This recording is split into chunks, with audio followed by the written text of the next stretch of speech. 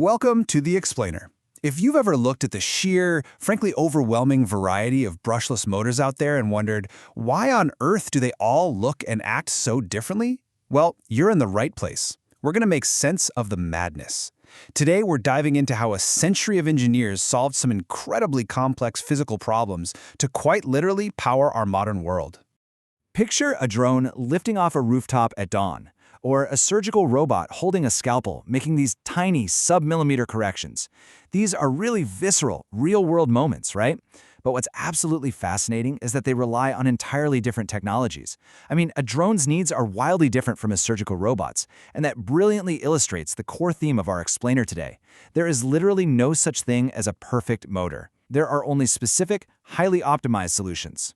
So, that brings us to the foundational challenge we're tackling today. Historically, electric motors used physical brushes to make contact and switch current. But you know, those friction-heavy brushes inevitably wore out, they generated a ton of heat, and eventually, they just burned up. So the big question for every motor we're looking at is simple. How do we extract mechanical work without those brushes? How do you move current and create a rotating magnetic field without parts that are destined to fail? To make sense of the 12 major variations out there, we're going to navigate through 5 key areas. 1. The geometry of spin. 2. Seeking perfect control. 3. The precision niche. 4. Powering the modern world. And finally, 5. The ecosystem of trade-offs. All right, Section 1. The geometry of spin. Before we get into any of the fancy software, we have to look at the physical metal and magnets, because that physical layout is what dictates a motor's core strength. This is a direct, unyielding physical trade-off, the outrunner versus the inrunner. An outrunner basically flips traditional design inside out. The whole outer bell actually spins. By putting that spinning mass at a larger radius, it generates this massive drone-lifting torque. But it sacrifices speed, and it makes the motor physically fragile. An inrunner, on the flip side, keeps all the spinning bits safely tucked inside. Now, it sacrifices that low-end torque, but man, it delivers raw, blistering speed. We're talking 50,000 RPM for RC carpet racing, but because it's completely sealed up, it really struggles to shed heat. You just can't have both. Now, this evolution didn't just happen overnight. Materials and global needs dramatically shifted the tech across the decades. We go from the 1980s, when neodymium rare earth magnets completely supercharged traditional designs, right up to the 2020s. And today, modern supply chain anxieties over those exact same magnets have actually forced a massive revival of older, entirely magnet-free motor designs. Moving on to Section 2, Seeking Perfect Control. This is all about the electronics and the sensors. Because remember, without physical brushes, a motor relies entirely on its software brain to know exactly when to fire. Welcome to the absolute battle of tracking position. Imagine a warehouse robot arm moving a delicate package at 3 in the morning. It desperately needs the expensive perfection of sensored tracking. Those embedded Hall sensors tell the computer exactly where the motor is, even at a complete standstill, 0 RPM. But the catch? Those extra sensor wires are fragile. They can vibrate right apart. Conversely, think about a consumer electric skateboard. It eagerly accepts sensorless hesitation, that little lurch when you first hit the throttle. By just estimating the voltage instead of relying on physical sensors, you save money and vastly boost the overall robustness. And honestly, this brilliantly illustrates how simple and effective motor control can actually be. Take BLDC trapezoidal commutation, for example. By just energizing 2 phases and leaving the third one floating, you can literally read the magnetic position off that floating phase to trigger the next step. It creates this super reliable 6-step sequence. It's perfectly straightforward, and it's the exact reason a server rack cooling fan can just run continuously for years on a microscopic budget. No fancy math required, just relentless reliability. Okay, Section 3, the precision niche. When we need extreme, ultra-smooth positioning, standard geometries completely fail us. We need something totally different. But to understand this next set of motors, we really have to understand their absolute worst enemy. It's called cogging. It's that magnetic bumpiness you feel when you grab an unplugged motor and turn it by hand. The magnets just desperately want to stick to the iron teeth in there. Now, for a power drill, totally fine. But for a camera gimbal or a robotic scalpel, that bumpiness completely ruins your sub-millimeter precision. It's an absolute deal breaker.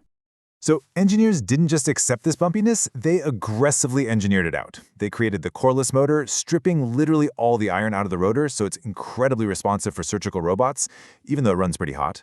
Then they created the slotless motor for things like dental drills, removing the iron teeth entirely to hit a staggering 200,000 RPM. And they created the hybrid stepper for 3D printers, which uses this tiny, clever tooth geometry to force discrete, microscopic steps. Every single one of these pivots entirely away from raw power just to achieve flawless precision.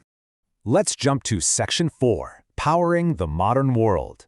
We are leaving microscopic precision behind and scaling way up to the massive electric vehicles and appliances that run our modern lives. This represents a massive shift in architecture. The ubiquitous Tesla Model 3 uses the reliable radial design. It's basically a cylinder, it's relatively easy to manufacture, but it is hitting physical limits for power. On the other hand, Ferrari and Formula E embrace the axial flux. Instead of a cylinder, it uses flat-facing discs, kind of shaped like dinner plates. This shape yields insane supercar-level power density. But because the heat has to travel outwards through a flat disk, it forces engineers to solve immense, almost impossible thermal nightmares. Now, what's really fascinating here is how brilliantly mundane the application of this tech can be.